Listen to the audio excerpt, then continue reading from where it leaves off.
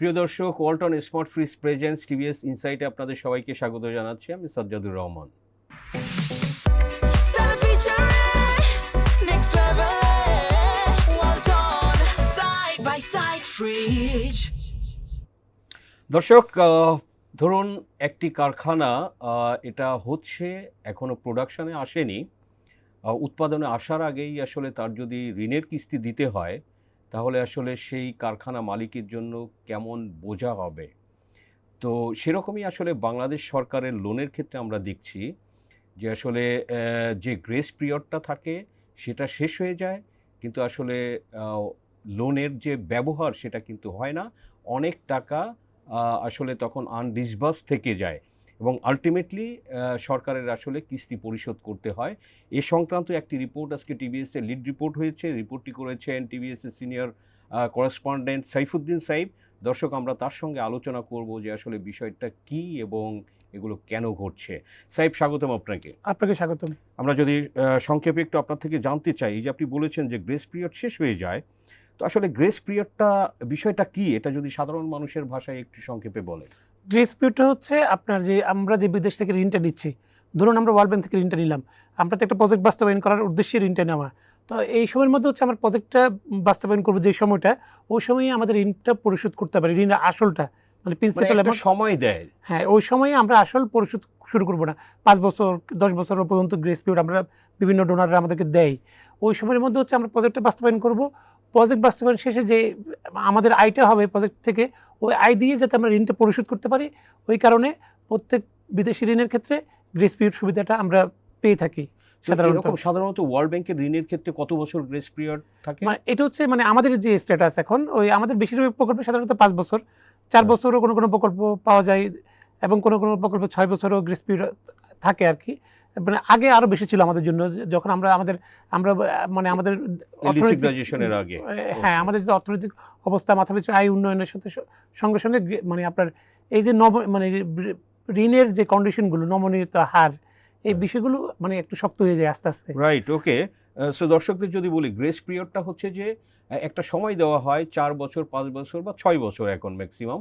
তো এই সময়ের মধ্যে আসলে লোনটা পরিশোধ করতে হয় না। এই 4 বা 6 বছর পরে তো তারপরে আসলে চুক্তি অনুযায়ী লোন শোধ করতে হয়, আপনার প্রকল্প শেষ হোক বা না হোক। তো সেটাই হচ্ছে বিষয়।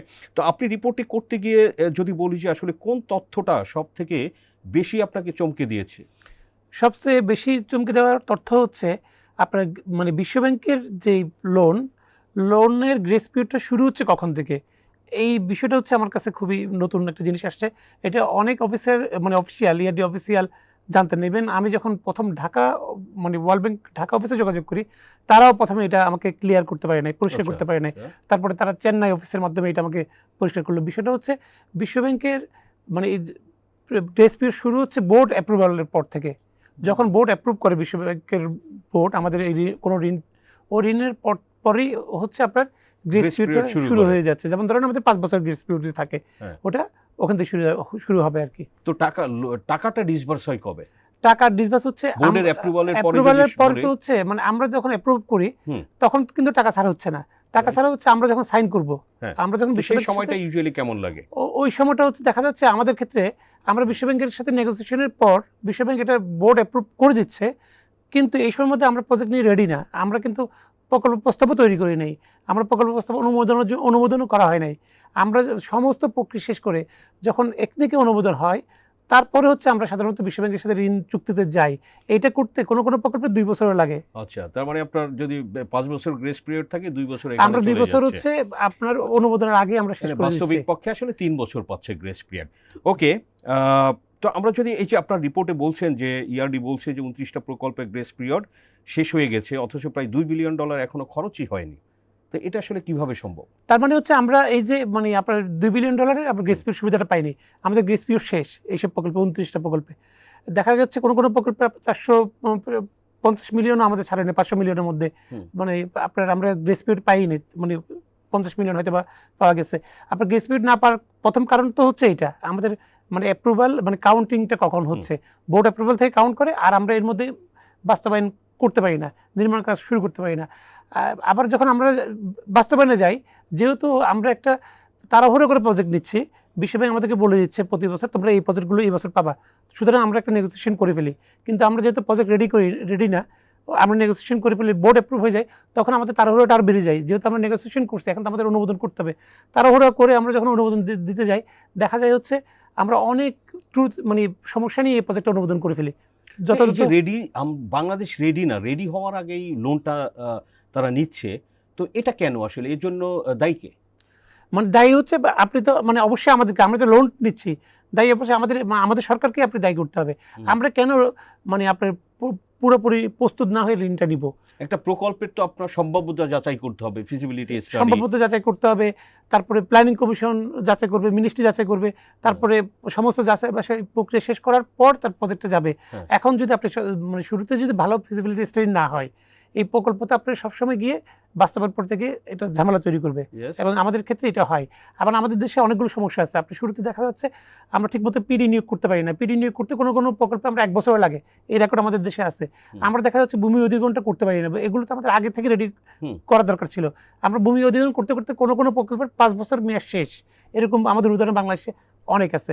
আপনি দেখা যাচ্ছে আমরা টেন্ডার প্রক্রিয়া মানে যে ডকুমেন্ট, বিড ডকুমেন্ট তৈরি করতে হবে, মানে আপনি কনসালটেন্ট নিয়োগ দিবেন, তার জন্য যে ডকুমেন্ট তৈরি করতেন, ওটার জন্য আমাদের 1 থেকে 2 বছর লাগে কোনো কোনো প্রকল্পে। তো সেখানে তো ওয়ার্ল্ড ব্যাংকও বাংলাদেশকে বলতে পারে যে তুমি আগে তোমার প্রকল্প বা তোমার প্রজেক্টটা তুমি রেডি করো, আইডিয়াটা রেডি করো, ফিজিবিলিটি স্টাডি করো, তারপরে আমরা দেখি। ওয়ার্ল্ড ব্যাংক কি সেরকম? ওয়ার্ল্ড ব্যাংক আমাদেরকে বলে যে কি তোমাদের জন্য এই প্রজেক্টটা আমরা এই বছরের জন্য এই প্রজেক্ট আমরা নির্ধারণ করছি এবং এই লোনটা পাবা, তোমরা নেগোসিয়েশনে বসো। তো আমাদের সরকারও অনেক সময় দেখা যাচ্ছে কি মানে বিগত সরকারের সময় যদি আমি দেখি, অনেক সময় হচ্ছে পোর্টফোলিও বাড়ানোর জন্য অনেকে হচ্ছে ঋণ নিয়ে নিচ্ছে, নেগোসিয়েশন করে ফেলে। নেগোসিয়েশন করে ফেললে তো আপনি মানে আটকে গেলেন, আপনি তো প্রিপারেশন তখন হচ্ছে প্রিপারেশন ছাড়ে আপনি নেগোসিয়েশন করলেন, তার মানে হচ্ছে আপনি তো ডিসপিউট তো কাউন্ট তো শুরু হয়ে গেল। এখন এর মধ্যে হচ্ছে আপনাকে প্রিপারেশন নিতে হচ্ছে, প্রিপারেশন নিতে গিয়ে দেখা যাচ্ছে আপনি তাড়াহুড়ো করতেছেন, যেন তেনভাবে ফিজিবিলিটি স্টাডি করতেছেন, মানে খুবই মানে কোয়ালিটিহীন ফিজিবিলিটি স্টাডি করতেছেন, অনেক সমস্যা যে কারণে বাস্তবায়ন পর্যায়ে পড়ে। এই সমস্যাগুলোর জন্য যে ওয়ার্ল্ড ব্যাংক যেটা বলে আমাদেরকে, তোমরা যে ঋণটা এখন না নাও, আমরা যদি মানে একটা উদাহরণ দিতে পারি, বে কন্টিনিউয়ার টার্মিনাল প্রজেক্টটা গত বছর চুক্তি হলো, যেখানে বলা হয়েছিল আমার মনে হচ্ছে আমি এই প্রজেক্ট নিয়ে যখন নিউজ করছিলাম তখন একটা সময় বেঁধে দিয়েছিল ওয়ার্ল্ড ব্যাংক, এই সময়ের মধ্যে যদি তোমরা এই ঋণটা না নাও, তাহলে আমরা এই ঋণটা অন্য কোনো দেশকে আমরা দিয়ে দিব, সুতরাং তোমরা এই ঋণটা নিয়ে নাও। মানে এরকম এই ধরনের চাপগুলো থাকে ওয়ার্ল্ড ব্যাংক, মানে ওয়ার্ল্ড ব্যাংকের থেকেও এক ধরনের চাপ আসে। এটা তো হচ্ছে আপনার মানে এটা তো শুধু আমাদের ওয়ার্ল্ড ব্যাংকেরও এমন কি যে যেটা বাংলাদেশের তার পোর্টফোলিও দেখানোর ব্যাপার আছে, অবশ্যই সফলতা দেখায় যে ওকে আমরা এত টাকা পেয়েছি, এত ডলার। তো ওয়ার্ল্ড ব্যাংকেরও কি এরকম কোনো অফিসিয়ালদের দেশ অনুযায়ী কোনো টার্গেট লক্ষ্য থাকে? অবশ্যই থাকে, এবং হচ্ছে ওয়ার্ল্ড ব্যাংকের প্রত্যেকটা কান্ট্রি অফিসে ওদেরকে তো দায়িত্ব দেওয়া হয়, ওদেরকে এই যে বিশাল একটা অবকাঠামো, বিশাল একটা ম্যান পাওয়ার এখানে দেওয়া হচ্ছে তো আপনাকে ঋণ দেওয়ার জন্য, এবং হচ্ছে ওদেরও মধ্যে এই হিসেবটা জবাবদিহিটা থাকে, যে কারণে ওরাও আমাদের চাপ তৈরি করে।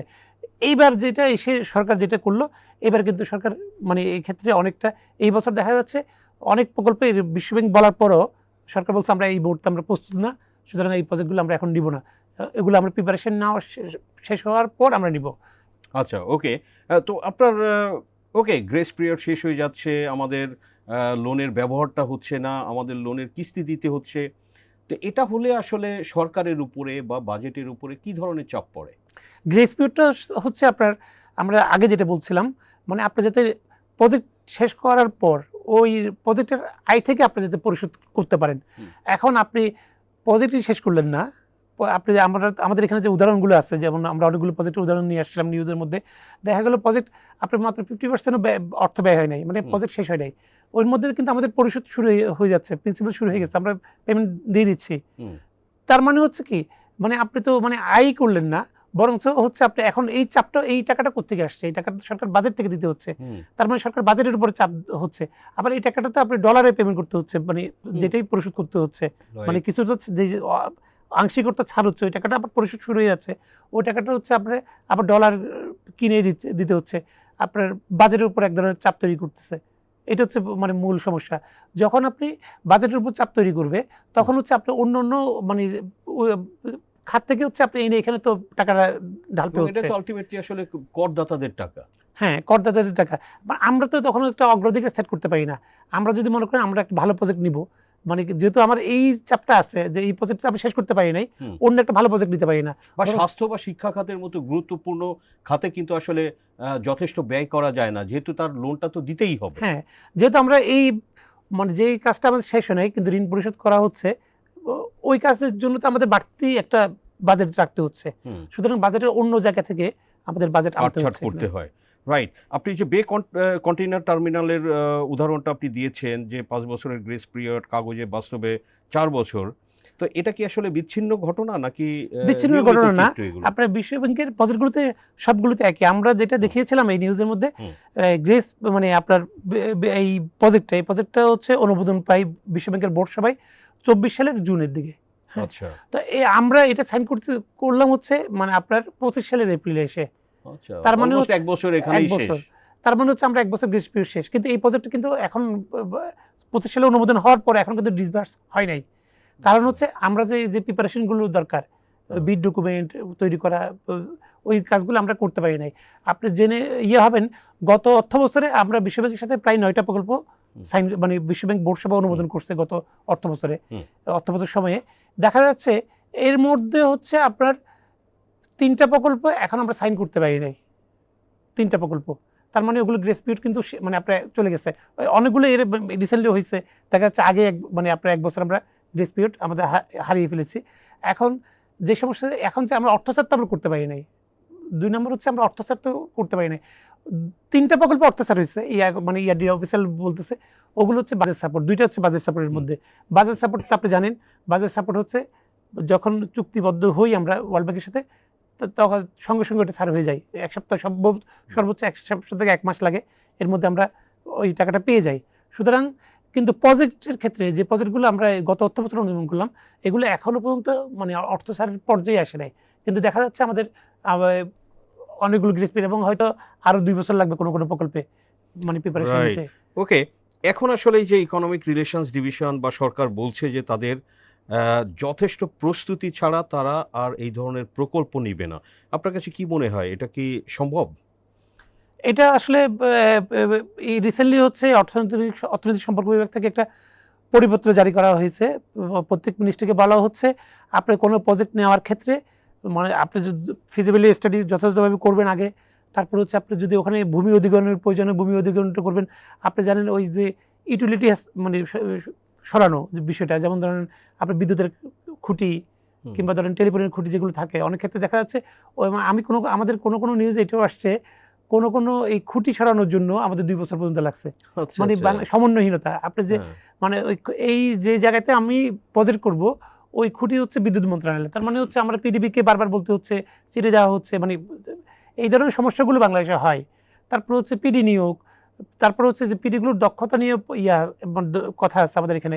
যে কারণে হচ্ছে আমরা পরিকল্পনা অনুযায়ী আমাদের প্রত্যেক বছরের কিন্তু একটা প্ল্যান থাকে, আমরা এই বছরে এই পরিমাণ অর্থ ব্যয় করব, বৈদেশিক অর্থায়ন এত ব্যয় করব কিংবা সরকারি অর্থায়ন থেকে এত ব্যয় করব।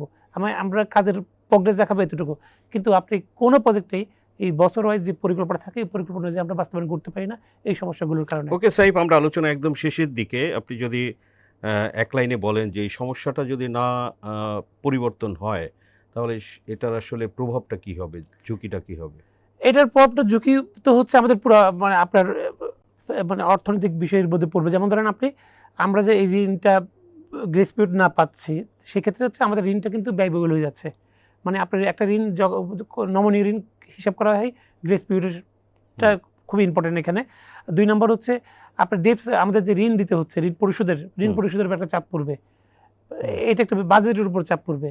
মানে আপনার এটা ফরেন এক্সচেঞ্জ রিজার্ভের উপরে তো চাপ পড়বে। অবশ্যই চাপ পড়বে। আমরা যে প্রজেক্ট থেকে যে সুফলটা পাচ্ছিলাম, ওই সুফলটা যেহেতু আমরা পাবো না, এই প্রজেক্ট তো অর্থনীতিতে একটা অবদান রাখে।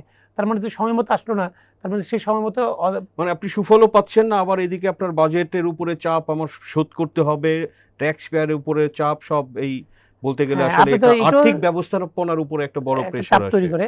আপনি তো জানেন আমাদের ঋণ পরিশোধ বেড়ে যাচ্ছে। সুতরাং আপনি মানে এই খণ্ডিত প্রজেক্ট মানে বলতে হচ্ছে আপনার কাজ শেষ হওয়ার আগেই আমরা পরিশোধ করতে হচ্ছে।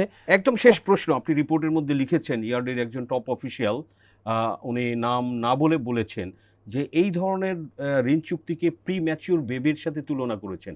উনি কি বলেছেন খুব সংক্ষেপে বলবেন? এটা সংক্ষেপে বলতে বলতে কি বুঝিয়েছেন? এটা বলতে হচ্ছে আপনি যখন একটা প্রিমেচিউর বেবি যখন পৃথিবীতে আসে, সে কিন্তু অনেকগুলো সমস্যা নিয়ে জটিলতা নিয়ে পৃথিবীতে আসে। পরবর্তীতে কিন্তু দেখা যাচ্ছে তাকে মানে অনেকগুলো অনেক ট্রিটমেন্ট জটিলতা করতে হয়। তো হয়।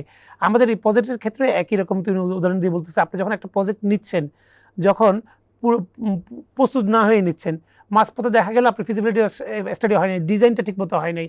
আপনি দেখা যাচ্ছে কস্ট বেড়ে যাচ্ছে যেহেতু আপনি আপনার বিশ্ব ব্যাংকের ক্ষেত্রে আপনার ঋণের একটা মেয়াদ আছে, এর মধ্যে হচ্ছে ছাড় করতে হবে। আপনি দেখেন এই প্রজেক্টগুলো যেগুলো আসছে প্রত্যেকটা প্রজেক্টেরই কিন্তু মানে প্রজেক্ট অর্থ ছাড়ের যে মেয়াদ, ওই মেয়াদটা বারবার বাড়াতে হচ্ছে।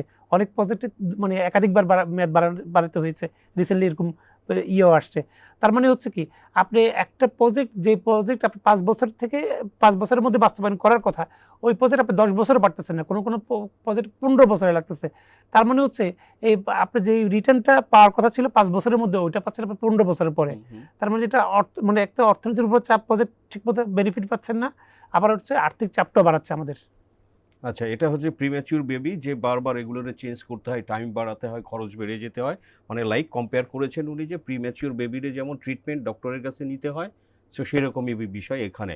সাইফ, আপনাকে অসংখ্য ধন্যবাদ টিভিএস ইনসাইটে সময় দেওয়ার জন্য। আপনাকে ধন্যবাদ। দর্শক, আমরা আলোচনা করলাম রিপোর্টারের সঙ্গে এবং বিস্তারিত আপনাদের সামনে আমরা তুলে ধরলাম, শেয়ার করলাম।